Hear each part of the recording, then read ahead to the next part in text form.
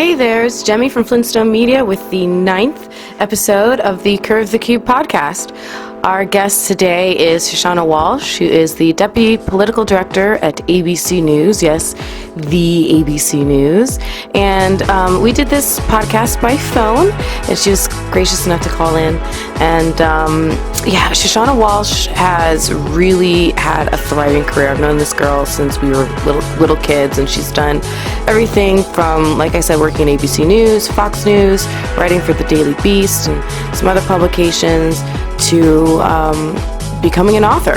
And she followed the Sarah Palin campaign and ended up writing a book called Sarah from Alaska, The Sudden Rise and Brutal Education of a New Conservative Superstar, and really got to see up close and personal what it's like to be behind the scenes of a political campaign, and what it takes to make that all come together, and what it's like to work in politics and be a writer. So she's just a phenomenal woman, and it was a pleasure to have her on the podcast. So again, this is Jemmy from Flintstone Media with the 9th episode of the Curve the Cube podcast with ABC News Deputy Political Director Shushannah Walshe. Enjoy! Curve the Cube will now initiate. Hello? Hey, Shush. Hi, how are you? I'm great. How are you doing? I'm good. I figured I should call you right at 7 on the dot, but I hope I'm not too late. I'm not late. No. You're perfect. It worked out great, because if you were to call me or call in first, and then I were to call, then it would mess up the recording. So I have to get there first. Okay. It worked out good. Great. So thanks so much for calling in today. I really wanted to talk to you, and the whole essence of my podcast is I just want to talk to people who've chased their dreams and really gone after what they wanted to go after and to do. And I've followed your career for a while, and it's really impressive, everything that you've accomplished. That's so nice. I'm so glad. Thank you so much. It's so nice of you. Oh, of course. So just to introduce you to everybody on the podcast, you're into politics. How did you end up surrounding your career around politics? Well, it's interesting. I kind of fell into it. I always had an interest in politics, but I spent really, at this point, almost the bulk of my career doing breaking news. And so I started out in breaking news, kind of running all over the country, and also for a little bit around the world, doing just breaking news. And then before the 2008 campaign, because I had been what was called a field producer, they asked me to go cover the campaign. And so I started by covering somebody I had no idea about, a former governor of Massachusetts. His name was Mitt Romney. I really didn't know anything about him at that point. Oh, that's so funny. And the truth is, I was like most Americans. They just had never heard of them. And he ended up losing that primary. And of course, then he ran 4 years later. And so that's kind of how I started, just being assigned to cover a campaign. And then I liked it. I thought it was fun, and decided to keep on doing it. Oh, that's so cool. So, because I know you, looking back at your career and everything, you were previously a reporter and producer for Fox News. So was that before? I guess that was before you really started focusing in on politics. That kind of led the way. Exactly. I worked at Fox, and I was, I started right out of school on the overnight shift. It was not exciting at all. Oh boy! And you went to Boston?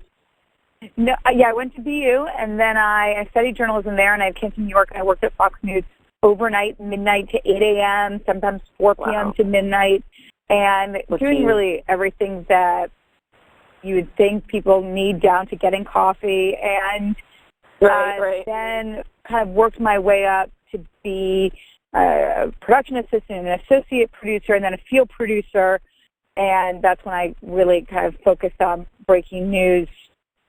I was based here in New York, but I traveled all over. Then I covered my first campaign for Fox, and then now I'm at ABC. So when you say, doing reporting and everything, because I know I've seen some articles from you, but I've also seen you on television. Is that more as a guest spot doing pundit work, or Like, do you see yourself trying to be more on the television side, or how does that all play together? It's interesting. So I have done both. I've worked kind of, I guess you would use the word pundit on cable. In between working at Fox and ABC, I wrote a lot. So I wrote a book. I wrote articles for a place called The Daily Beast. And so then I would go on places like MSNBC and CNN and give more commentary, some reporting, but kind of listening to what my thoughts were on the topic of what the political news of that day is. And then I started working at ABC, and now I do more reporting. And when I'm on air, it's mostly online, but it's more just reporting, not a ton of analysis. And you're right, I do a lot of writing. So yes, I'd love to be on camera more. It's a very competitive business, as you know, and so I'm gonna keep on trying, but I am really happy where I am. So we'll see if that part of it pans out, or if I can just keep on reporting in other forms. And I think journalism now, what's the most important to be successful, is you really just have to be able to do everything, which I know can be overwhelming for people that want to get into the business. How can I do everything? But the truth is that that's. You mean when you say everything? Are you saying broadcasting elements as well, or just what do you mean? Exactly. Everything. Okay. Broadcasting, writing. Sometimes you have to shoot, whether it would be with a camera or even just pulling out your iPhone. Gone are the days of being able to just do one thing, that's your job, and go home. Now journalists really have to do everything. Gotcha. So journalism and broadcasting, you see, is kind of melting together a little bit, or a lot of it. Definitely. Wow. And so when you say... and even radio, we're on the radio, so I might as well tell you that, radio, podcasting, just because you're a TV reporter or you're a print reporter, I have to do radio. I want to do it. I do radio every day for ABC News Radio. And so being able to kind of work in different multi-platforms, I think is really valuable, and that's I do every day. Where is that they can just, I want to make sure I cover it without accidentally skipping it, but how do I let people know exactly where they can find all of your content and connect with you?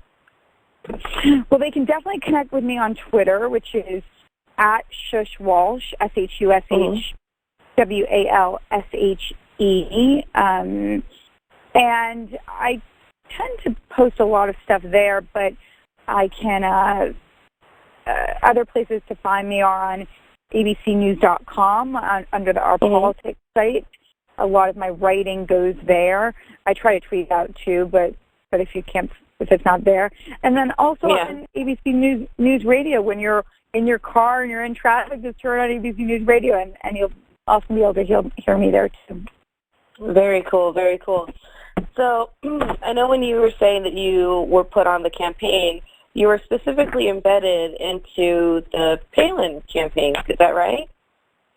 Right. By the end of the 2008 campaign, I knew that I was going to cover whoever was going to be John McCain's running mate. At that point, we thought maybe it could even be. At that point, we thought maybe even could be Mitt Romney. We definitely didn't think it was going to be this unknown governor of Alaska. But so I was always going to be whoever McCain's running mate was. So we kind of lucked out because we got this candidate that nobody knew anything about and was really exciting for the whole campaign, and that's why I was able to kind of get assigned to her. Right. So that must have been pretty neat to gain, because I mean, being involved in a campaign or being assigned to it allows you an access to a perspective that very few people get to see. So what surprised you the most about that whole experience? It's true. Covering a campaign, you really get an on-the-ground perspective that you really can't see anywhere else. There are several movies that I would recommend that do kind of show that on the ground.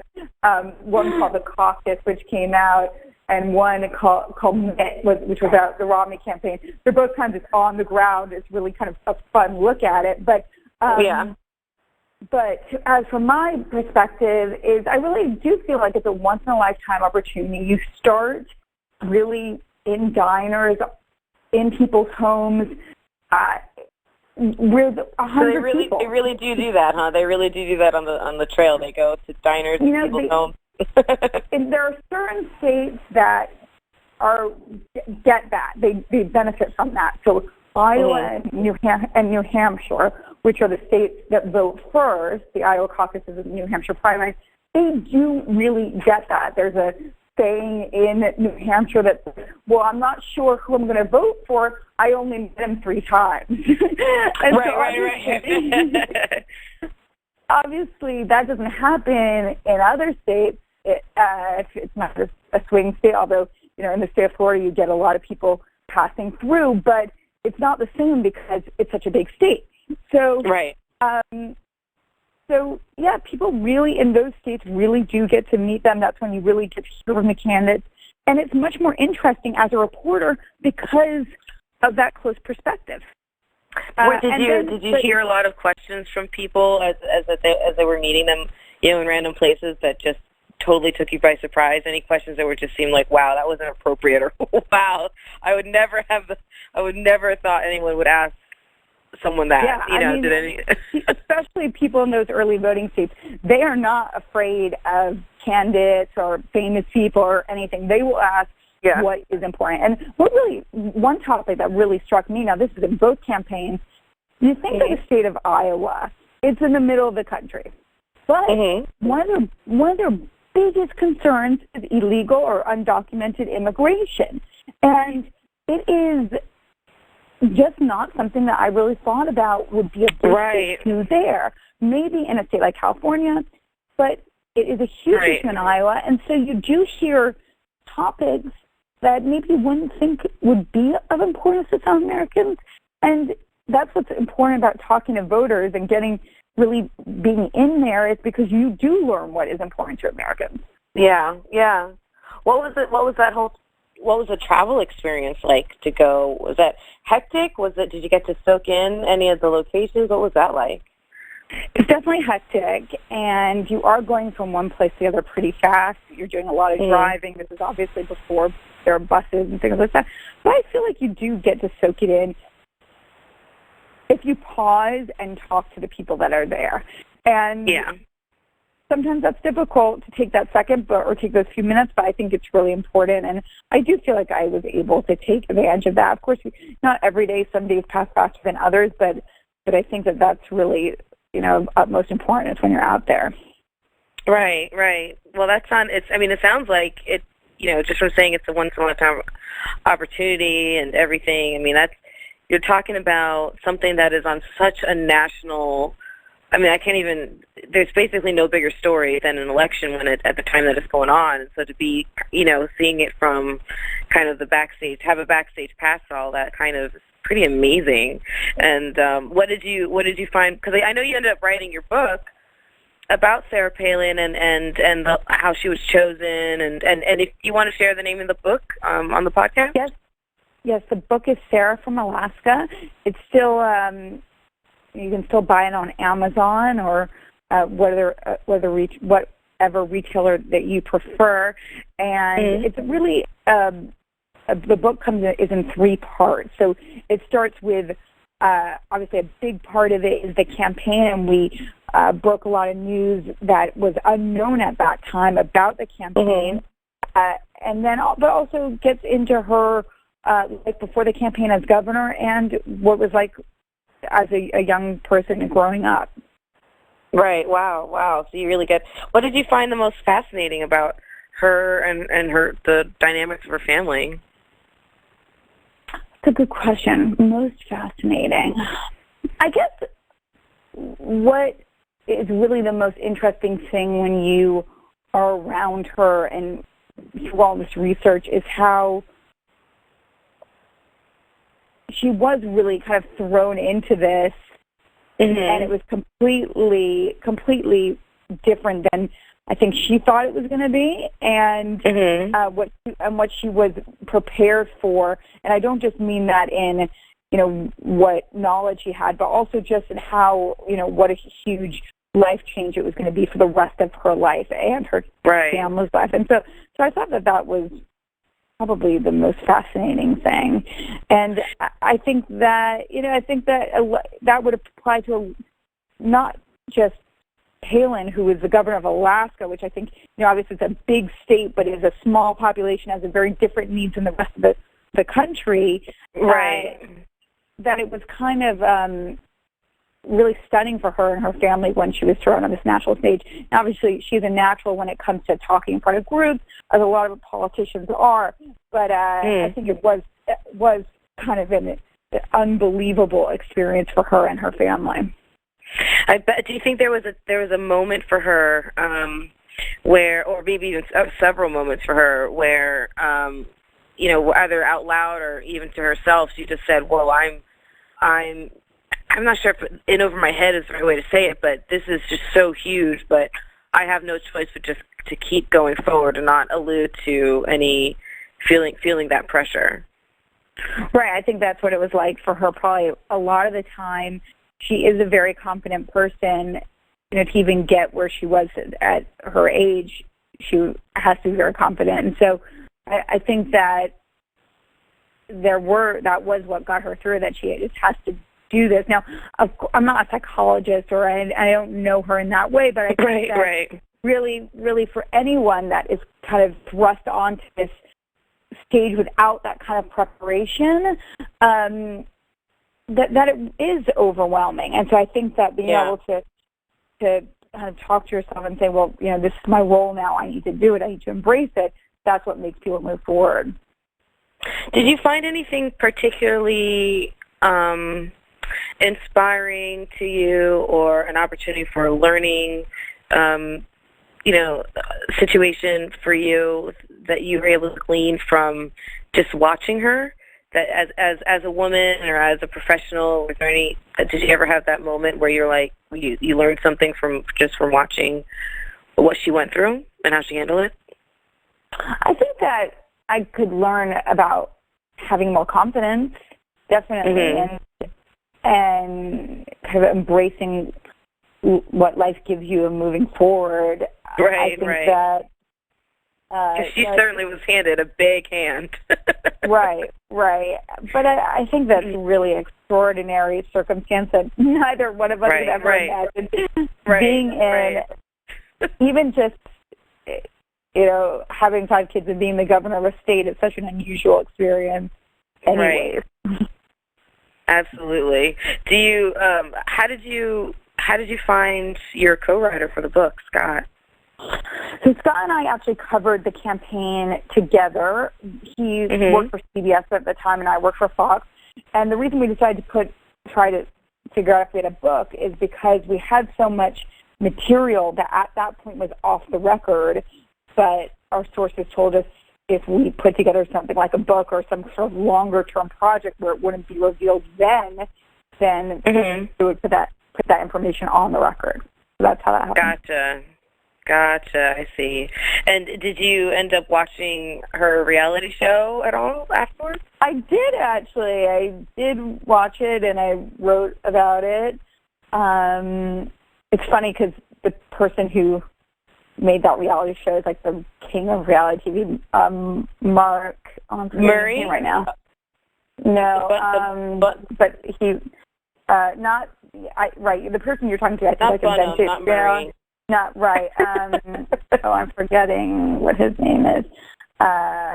Anyways, he also does the Shark Tank, which is on ABC and is my favorite TV show. Yeah, I love that show. But I think so. It's funny how different those shows obviously are, but it's still reality television. And I thought it was interesting in some parts. Some of it was a little bit bizarre, but it was kind of fun to watch. Right. I'm trying. I think I caught like only a couple episodes of it, but it was interesting. Just their whole family dynamic just seemed really interesting to me. Yeah, exactly. Mark Burnett. Mark Burnett. Mark Burnett. Yes. Thank you. That was going to drive me crazy too.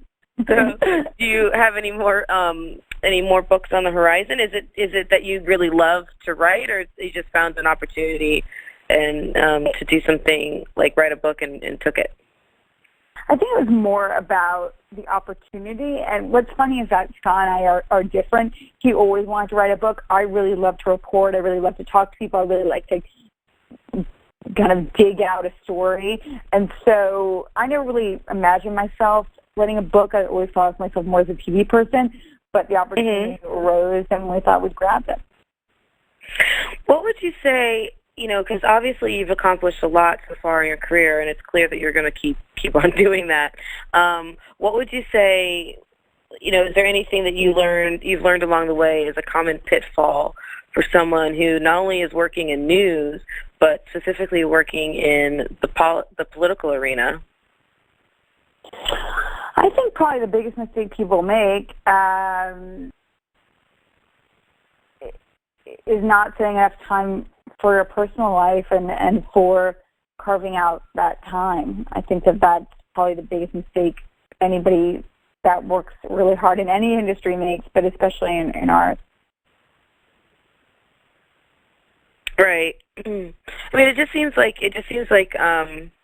no matter what industry you're talking about or different, companies you can work for, that every situation has some sort of office politics that go with it. And I've always thought that working actually in politics, it must be like a million times worse. Is that true?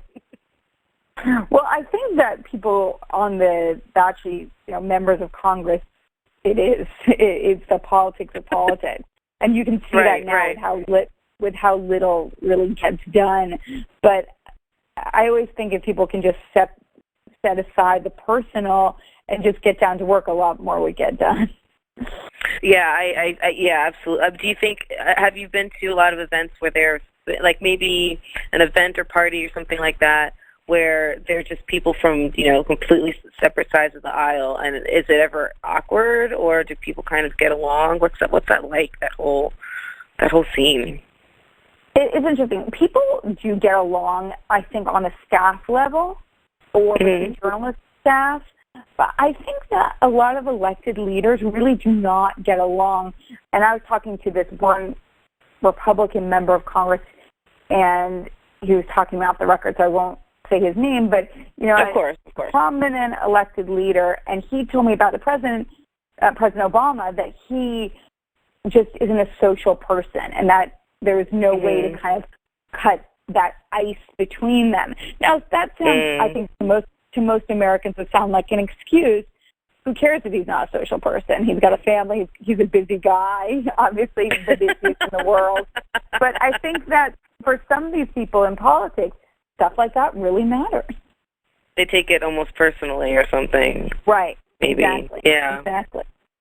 Wow. Has anything really caught you off guard as you've gotten to know these people or these groups? Has anything really caught you off guard? I think there's a couple of things. I think one, sometimes people are a lot nicer and more personable than you imagine they're going to be.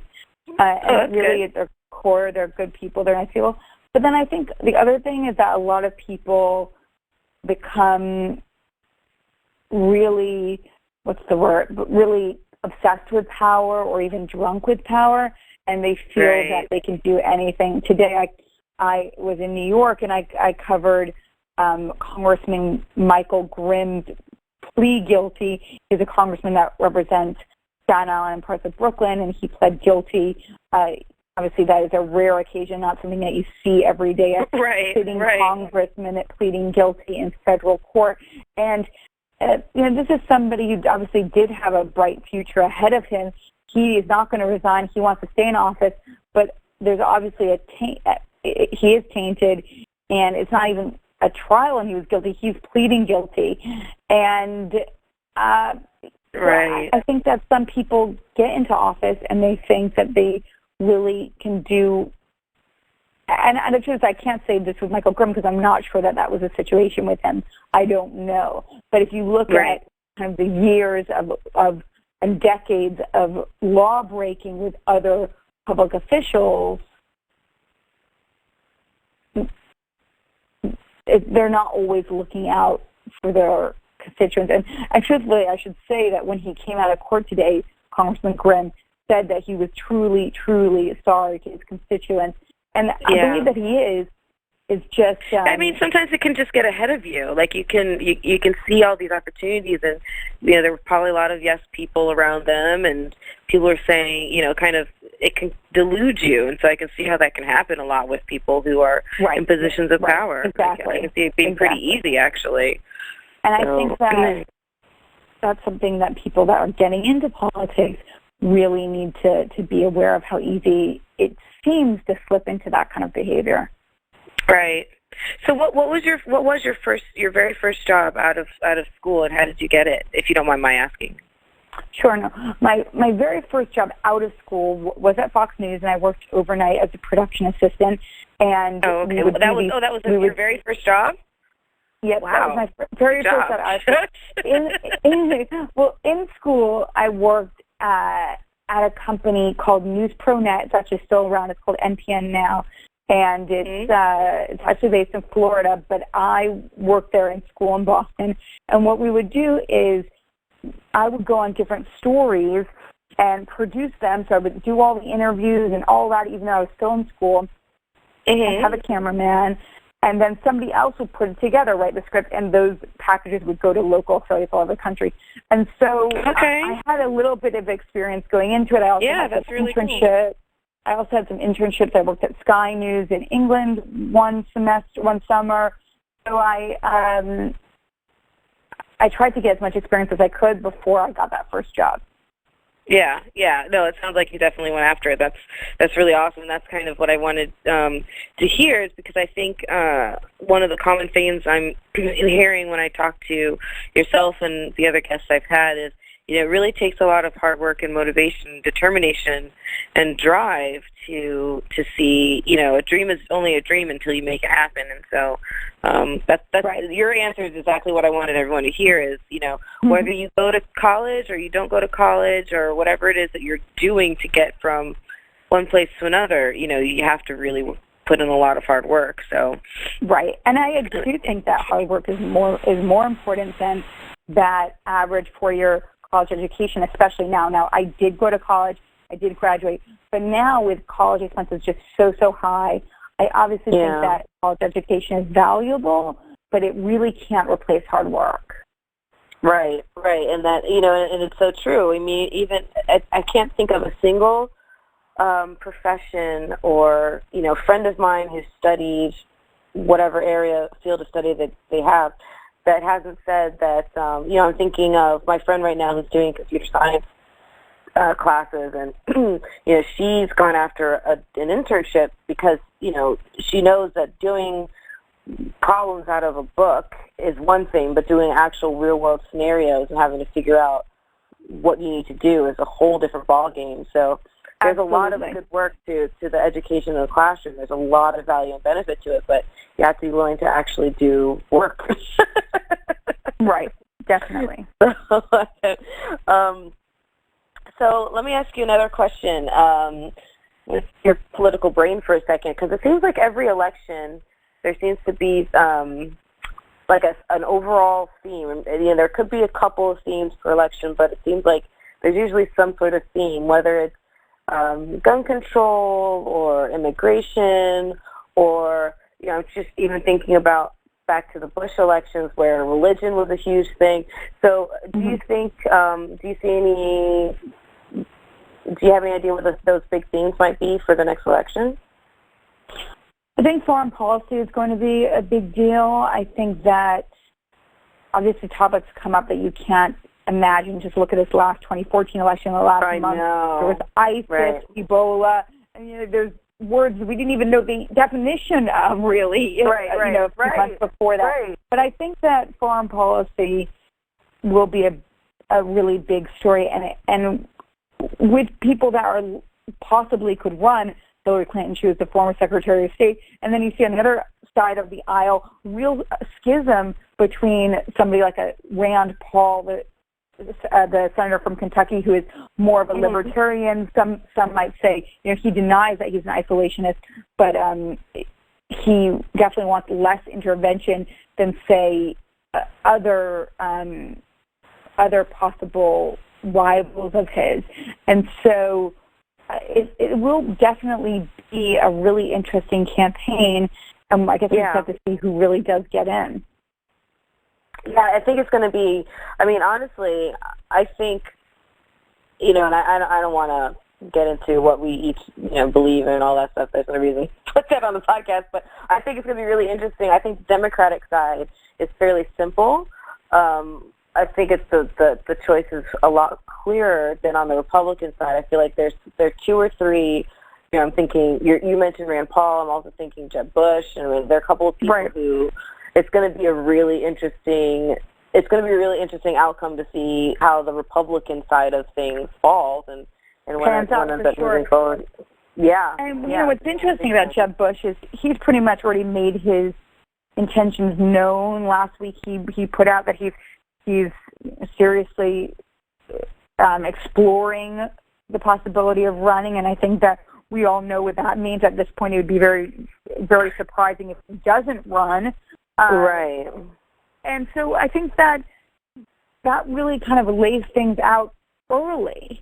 And then you'll just see other people get in. I think we could even see it early next year. Yeah.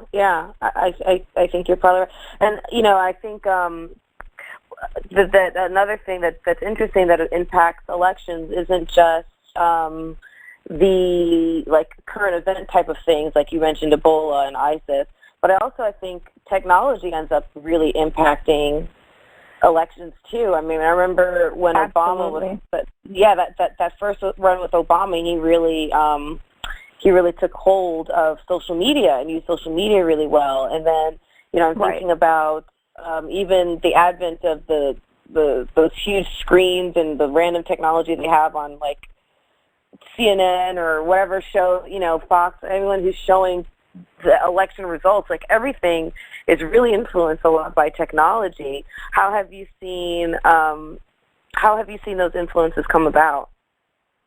It's really important. You're right, and very interesting. So exactly what you said, that Obama's first campaign in 2008 and in 2012, he really owned being able to, organize online, fundraise online, and of course social media, as you mentioned.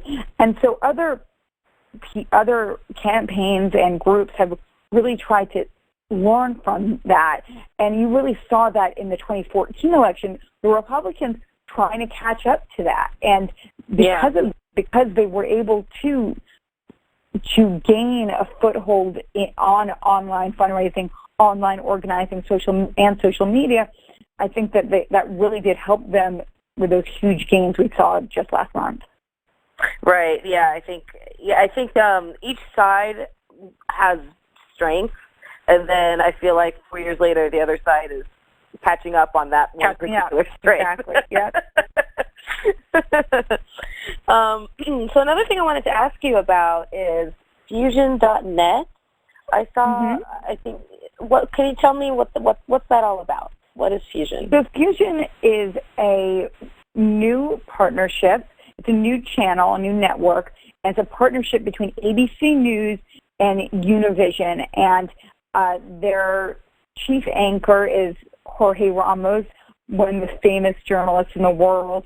And it's really a new network that is telling the news like traditional networks, but also really targeted to a younger audience and also a Hispanic audience. They cover issues like immigration very closely, but not just immigration. They have really, even the Sony hacking scandal right now, they've been all over that story.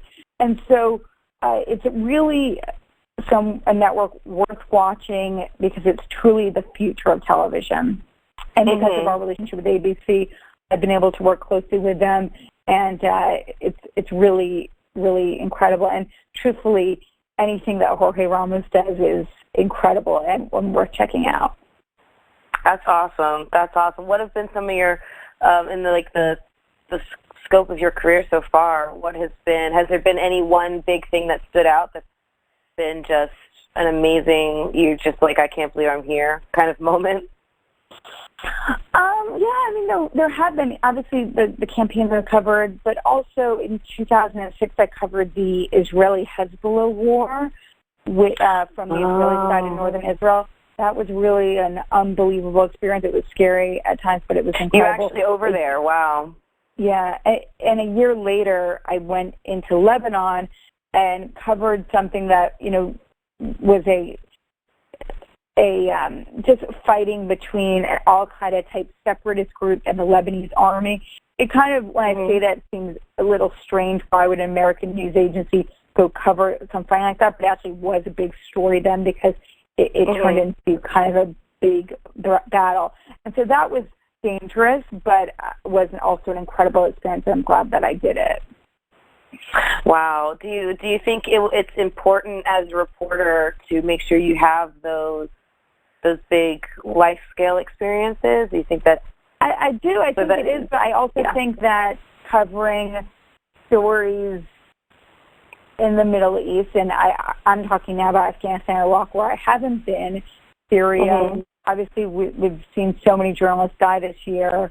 It's very, very dangerous. And so the risk that those journalists take just can't be overstated.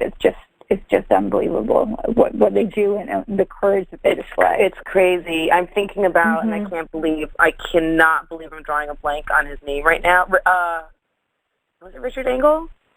Who was kidnapped? Richard Engel, right? Yeah, Richard Engel was kidnapped and released. Yeah.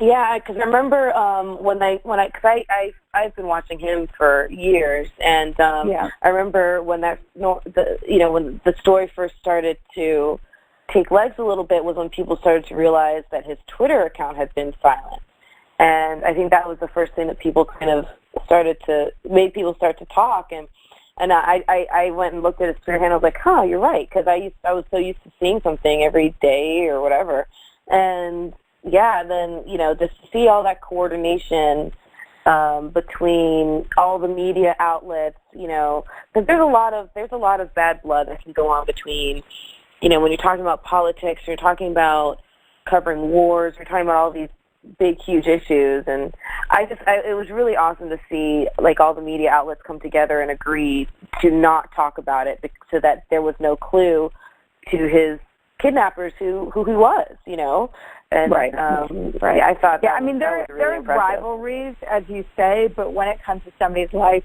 there's just no... So what you're referring to is that there were people at the highest levels of the other networks that knew that he and his crew had been kidnapped, but did not report it because they knew it would put his life in danger. Unfortunately, it came out despite people keeping it because of... I actually don't remember how it did. It might have been the Twitter thing that you're talking about. I don't remember exactly. But it came out even though they thought the safest thing would be to not have it come out.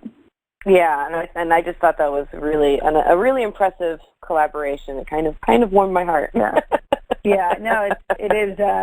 It has to be of the utmost importance because they're really putting their life in danger, and then obviously it becomes much more dangerous once they're in people's hands. It's just really hard to even comprehend. Would you ever go back and cover reporting in that area of the world?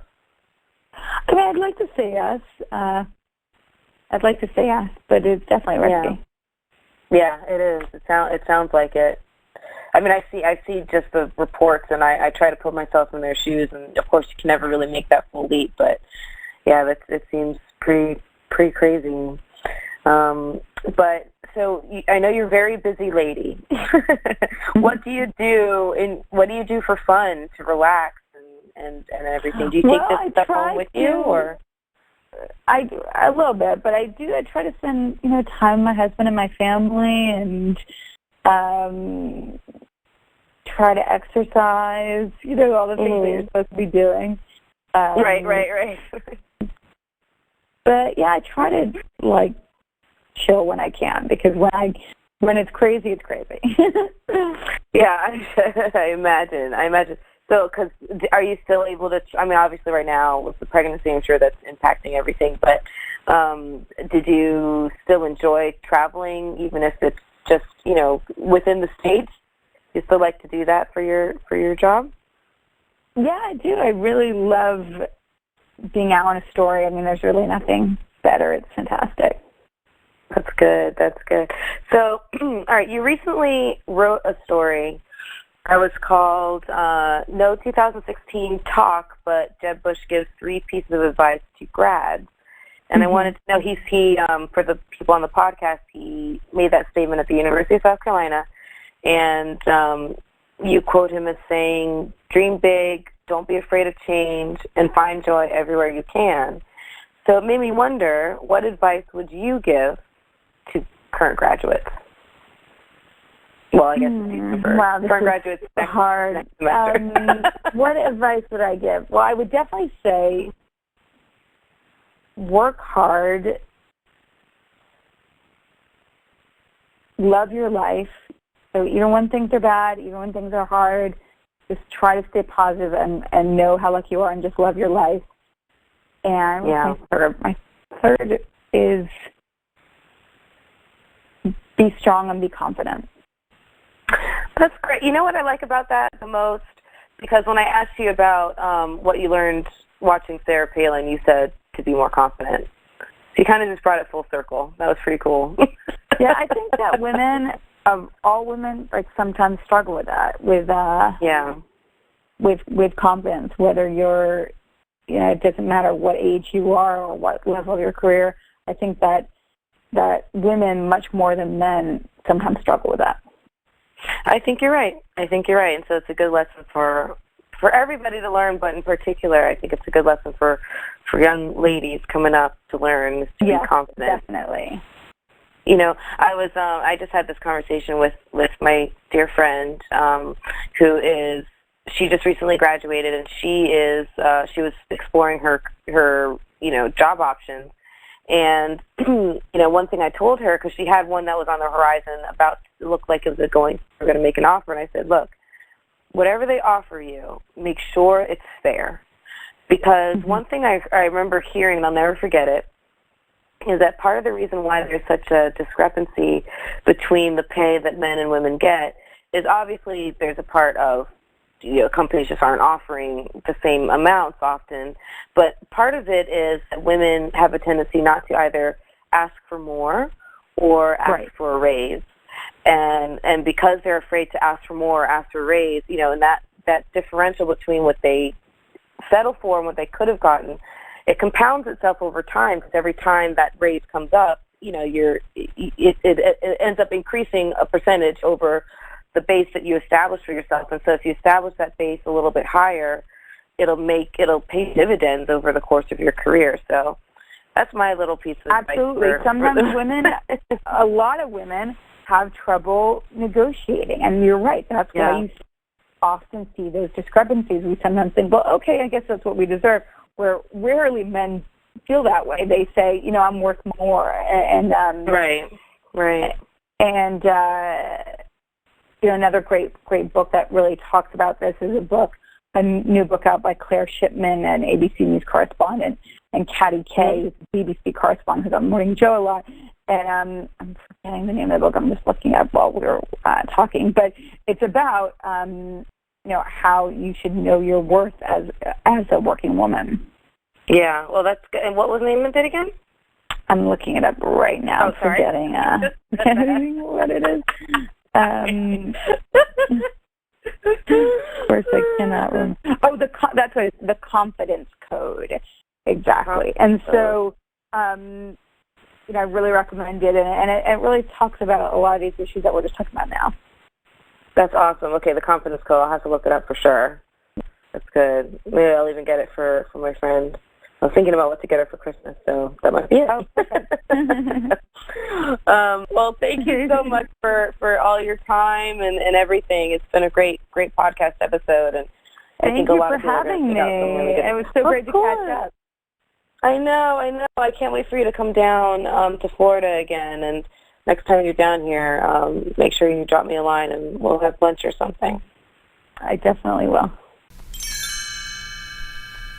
You have successfully curved the cube.